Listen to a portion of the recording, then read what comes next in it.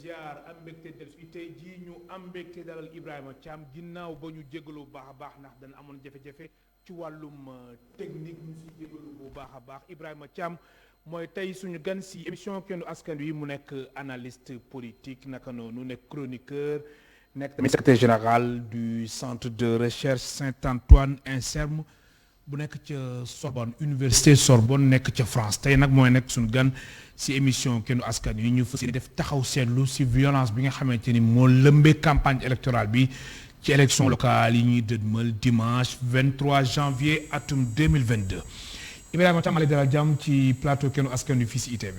maa ngi lay fay El Hadj Malick di nuyu tam mbokk téléspectateurs yi ñuy faral di jokkoo ak yow si émission bi.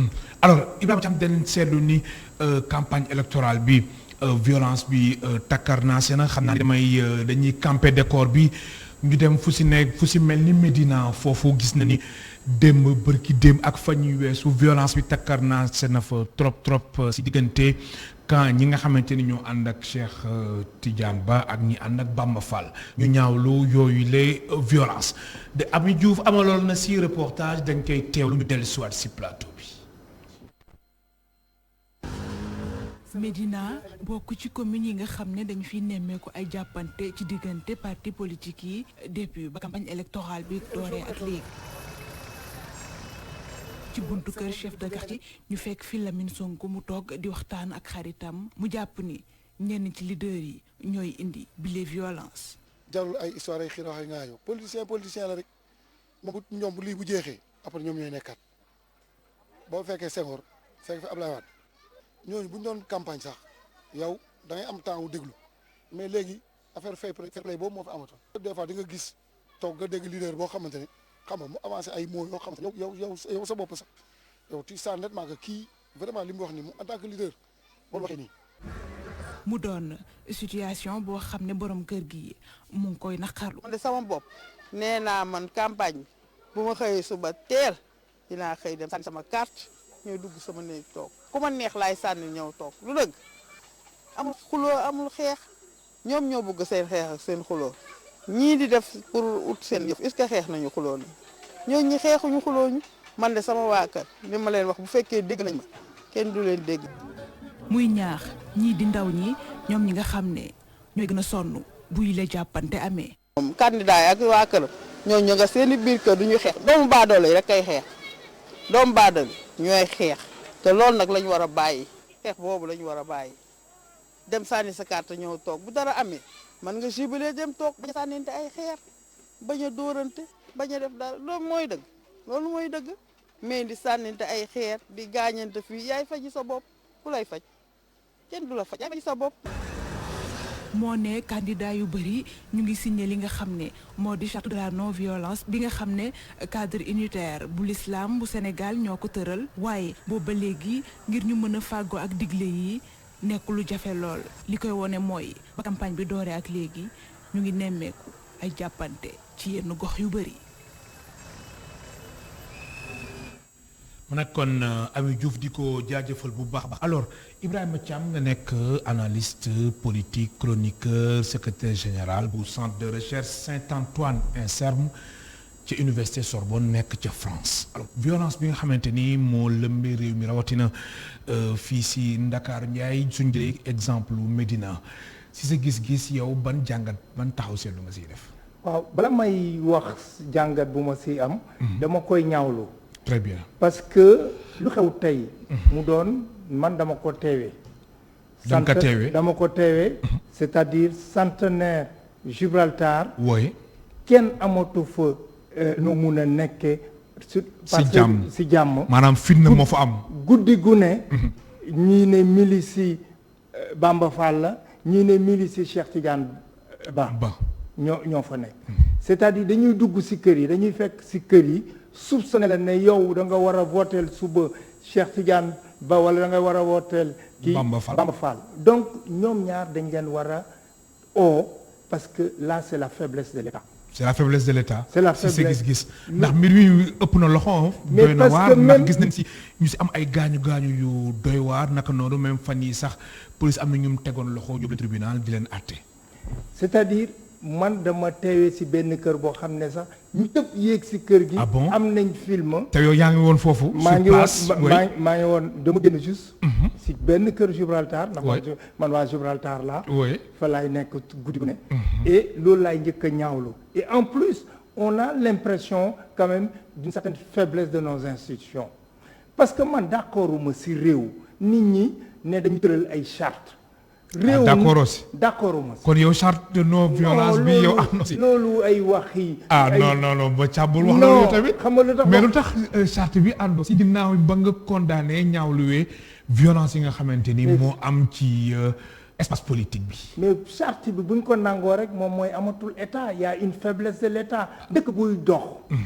dafa war a teg ay charte yu leer charte yi ñëpp di ko respecté ku ko respecté wul ñu teg la loxo il faut que Sénégal ñu bàyyi di def des ajouts buñ toogee ñii ne ñoom ñooy ibbi xawma nan la tuddati ay comité ne dañuy def. la nga bëgg wax yow bu ko yow d'accord si démarche bu cadre unitaire de l'islam. mais d'accorduma si benn yoon parce que loolu. muy CUDIS. li ñuy wax CUDIS ak leneen na si yem. parce que Sénégal nañ waxante dëgg. y a un appauvrissement du débat politique. tey lan moo xew. waa Gibraltar yi Bamba Fall gis nañ lu mu def moom day représenté wu Cheikh Ba mu koy wuutu mais lan mooy lu ñu ñëw nañ teg un débat. ku ne wax askan bi la ko indil. mais te pourtant gis nañ si yeneen gox yeeg yeneen quartier yi am na ay duel yu fa am. mais Médina mbir mi dafa takkarnaase. mais parce que Médina dafa am lu lalu. même démb si guddi sax foofu jaxasoo woon na. mais chaque guddi du démb si guddi. oui exemple rek laa la jox. fan yëngu-yëngu mais démb rek. par exemple yëngu woon na. chaque guddi. c'est-à-dire bu ñu toogee fii. oui ñu am un état am des institutions fortes am une police républicaine. oui c'est-à-dire képp ku deful naka sudul noonu dañ la war a teg loxo.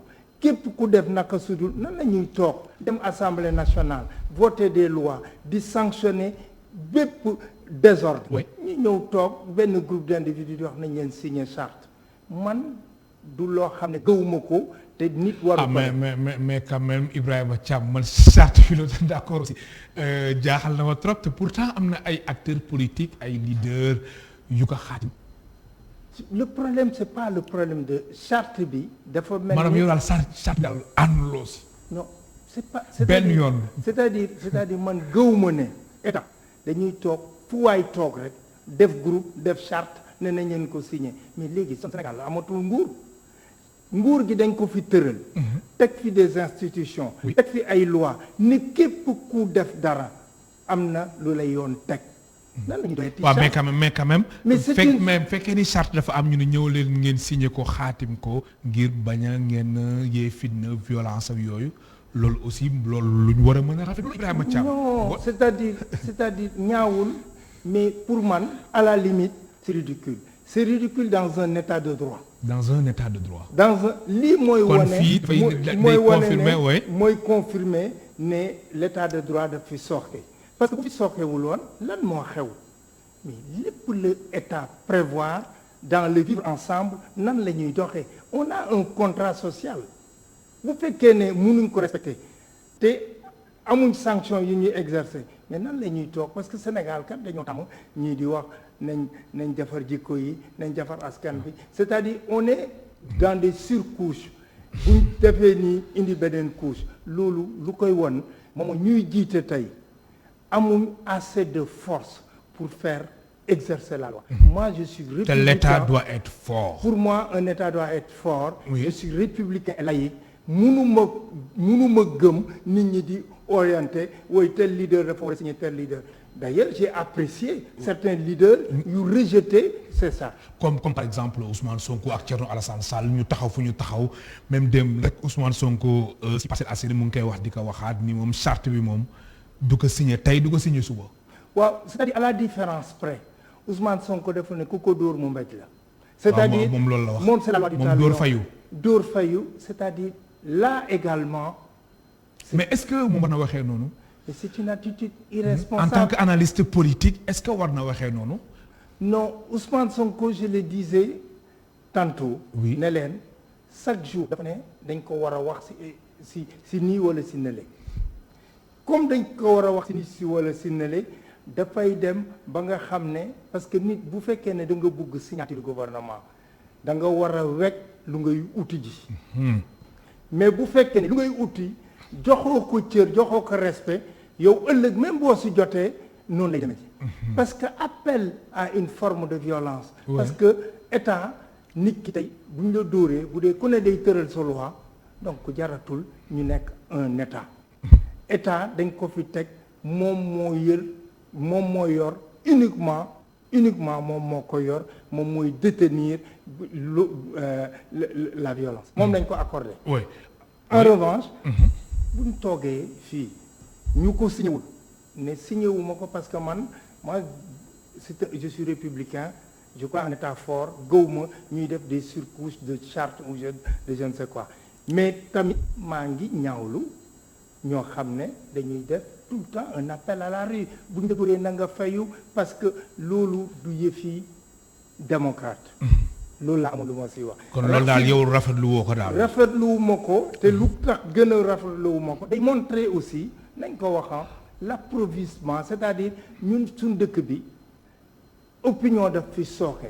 c'est-à-dire aujourd'hui ñuy wuutu dëkk bi amul kenn ñu bëri am na nag si biir. ñoo xam ne dañuy indi des programmes. di teg li lañ defal gox bi lii la ñuy koy xalaatal.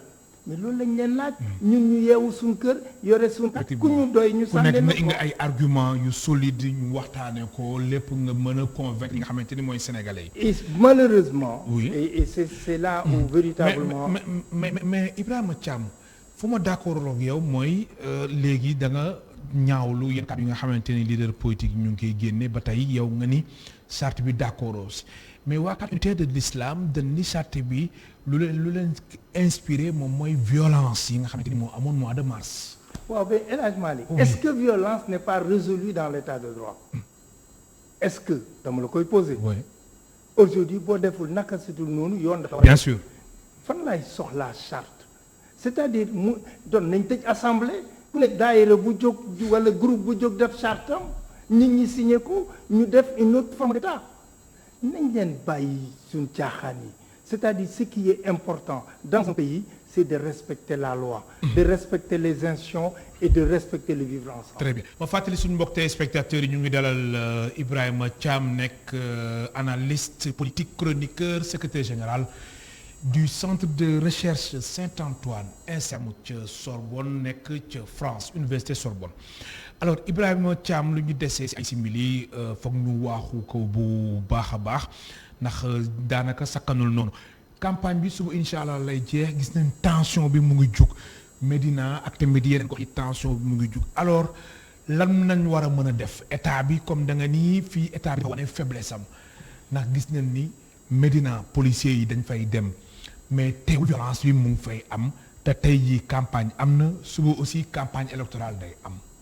waaw mais jour élection yi tamit foog ñu jël ay dispositions ay matukaay ngir muy Médina ak feneen violence mën a bañ am ci élection yi. waaw xam nga Sénégal sax lu ñu gën a jaaxal. dañ doon wax le renouvellement une nouvelle génération politique. mais boo xoolee sunu mag yu ñu jiitu ñoom dañ doon am boobu cadre unitaire de discussion et d'échange. mu doonoon école du parti socialiste mu demoon chez les libéraux ñu toog di jongante. aujourd'hui les jeunes ñu leen wuutu lépp lu ñu teg mooy ñu xasante wala ñu saagante. et man maa ngi attirer l'attention aussi sur un fait. élection yi du élection yoo xam ne c'est le tour présidentiel. nañ ko bàyyi di ko jox une signification autre que mais quand même am na ay enjeux yu am solo. non nit ñi mais est-ce que aussi bokkul si luy déterminer si élection législative yu ñu jëm ak élection présidentielle yu 2024. man sama xalaat. oui. élection yi ça reste des élections locales. amul signification nationale. waaw mais quand même wute na ak élection locale yu fi doon jot a am.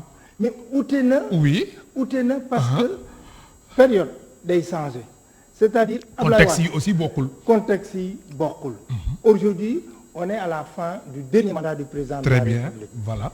loolu peut-être day wane ne effectivement day am beneen kujje buy am entre majorité bi ak leneen mais nañ génne suñu xel ne tey ku gagné Dakar tey ñu nekk bu ko Diouf Sarr gagné mais du Macky Sall la ko gagné Diouf Sarr moo ko gagné wala déet. mais quand même majorité bi dans ce cas coalition Benno Bokk Yaakaar moo gagné. mais coalition Benno Bokk Yaakaar je pense. Oui. que bu ñu ko naree gagné dañ koy gagné sur la foi de programme gagné wuñ ko ci turi Macky Sall. waaw non mais même sax fekkee ni Diouf Sarr moo gagné mais coalition bi moo gagné. non mais coalition ndax mooy candidat coalition bi. moom mooy candidat coalition Oui. bi effectivement. su ko keneen aussi gagné muy Barthélémy Diaz. nekk Kon Barthélémy Diaz candidat bu Yewwi Askan Wi wala Soham Wardini foofu nag la foofu la wala Doudou Wade Pape Mame Mbaye Niang wala Massamba foofu laa Seye. bëgg a duut baaraam tey bu ko Barthélémy Diaz gagné Wala Pape Diop, Pastef ouais, fa ko gagné wala Taxawu Sénégal la ko gagné mais Barthélémy kon yow loolu leeru sa bopp. non leerul dafa sama jaxasoo wala. non diggante foofu si coalition bi muy Pastef naka noonu ak Taxawu Sénégal diggante Ousmane Sonko fii Khalifa Sall fii. mais xam nga lu tax mooy wane ne élection yi du élection nationale ce sont des élections locales oui. avant élection yi Khalifa Sall taxawu na ne moom candidat la incha allah à la prochaine élection présidentielle. oui mais dans ce cas kaaw mu foog ñu amnistier ko ba pare. waaw loolu beneen wax beneen wax la effectivement.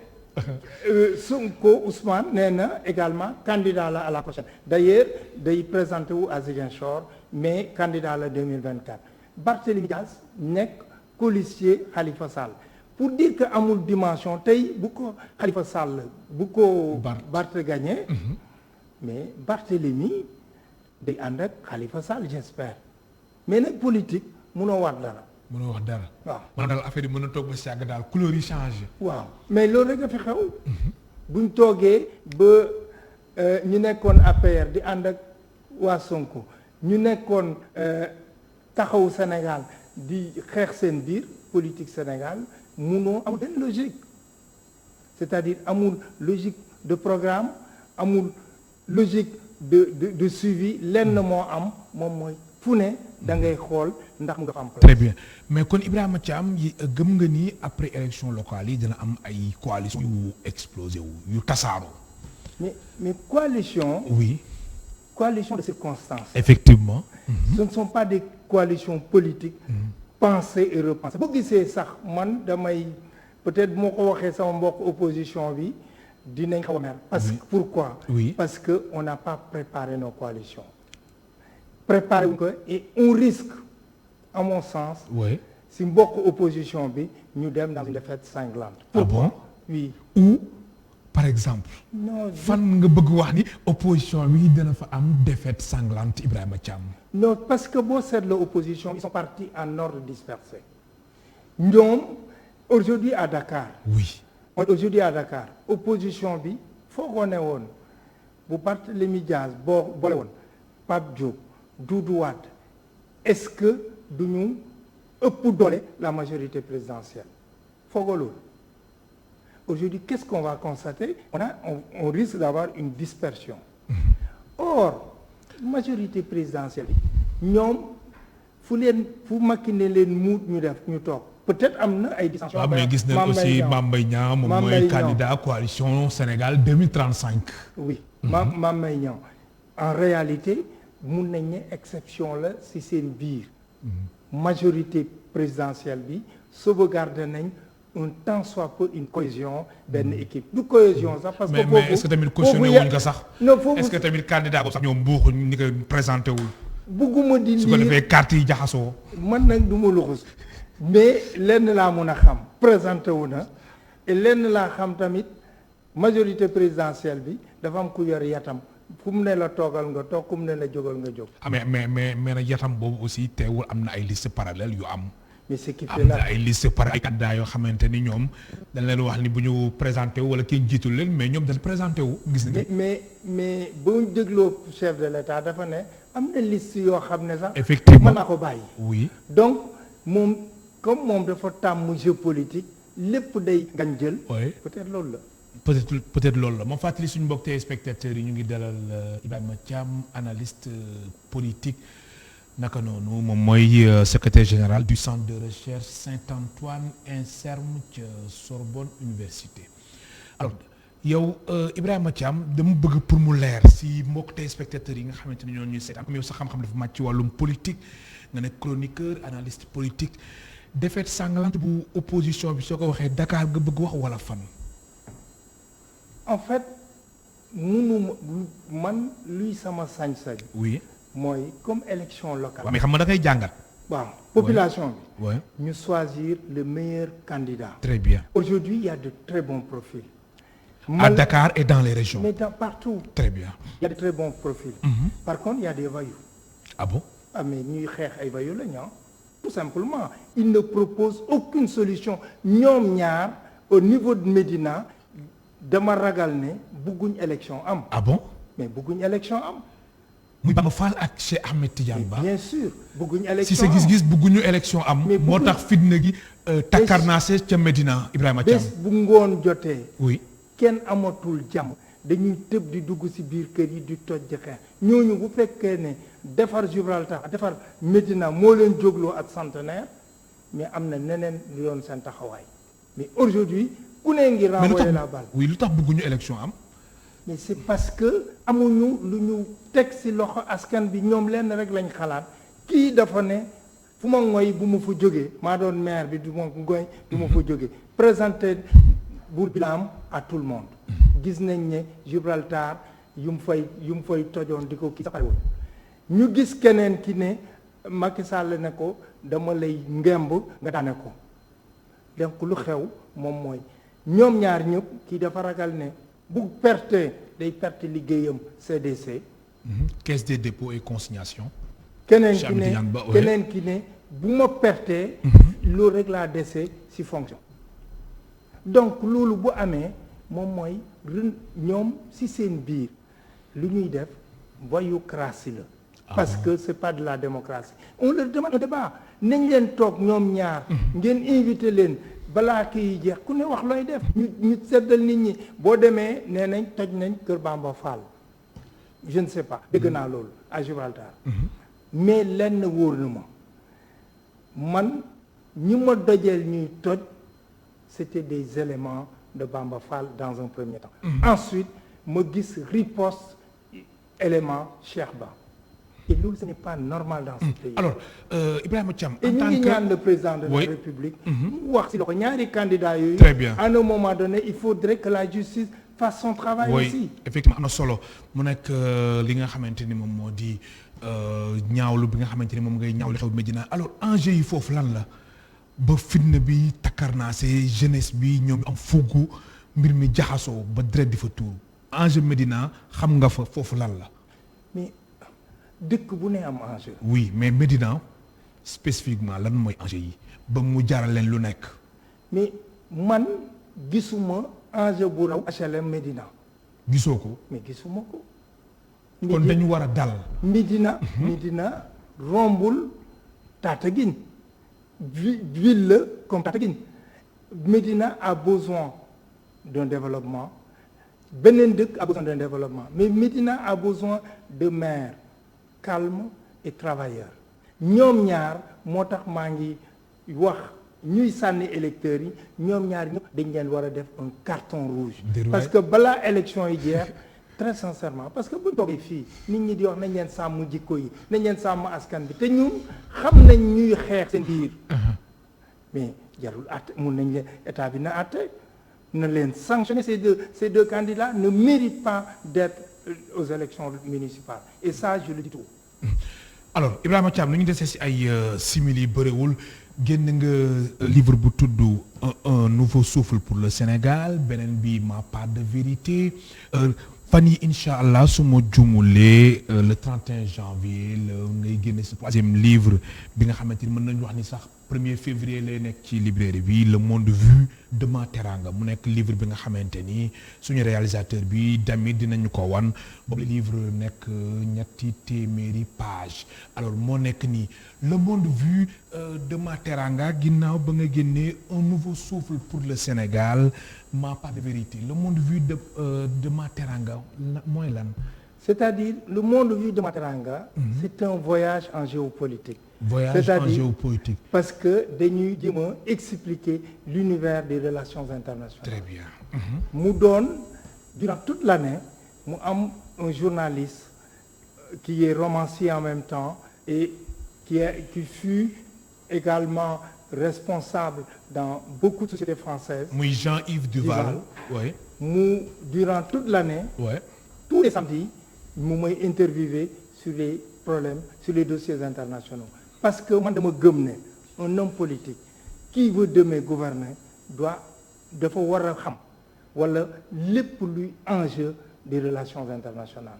Sur les problèmes de l'eau, sur la pandémie, c'est-à-dire sur le sommet France-Afrique, sur le Mali. Le Mali. C'est-à-dire situation bu nekk Mali.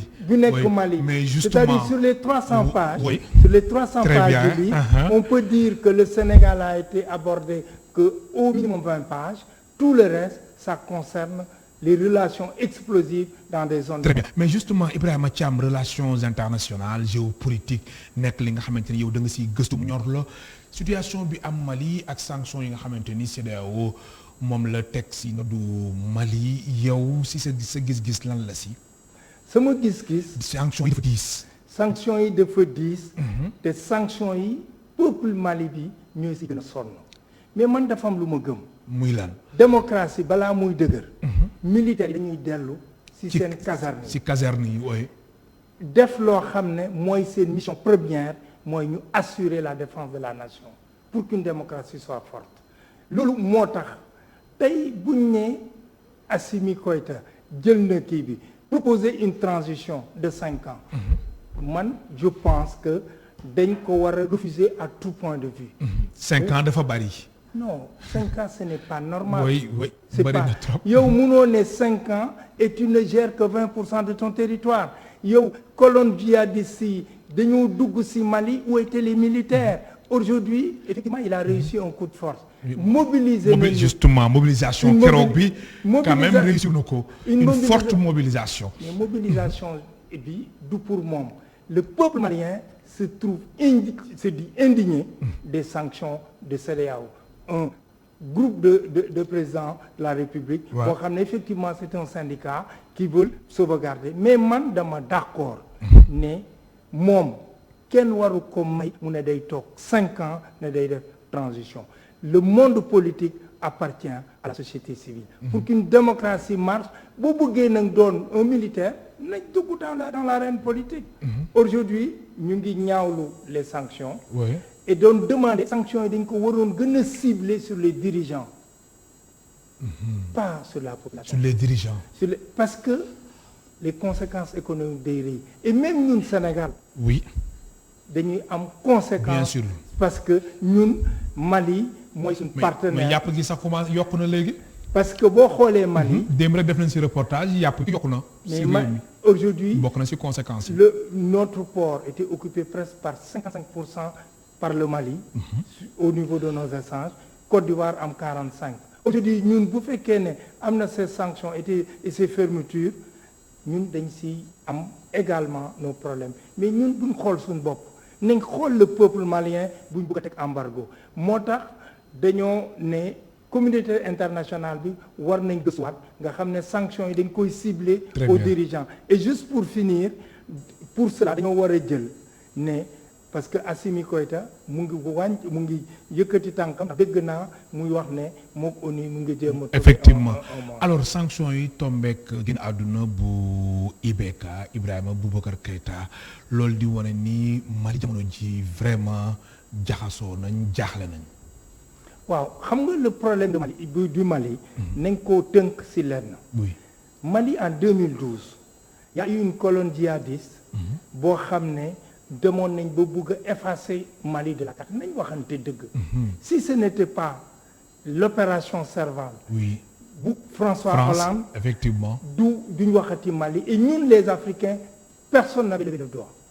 loolu mooy dëgg mais France y a une certaine hypocrisie diplomatique. bañ demee parce que avec un petit nombre.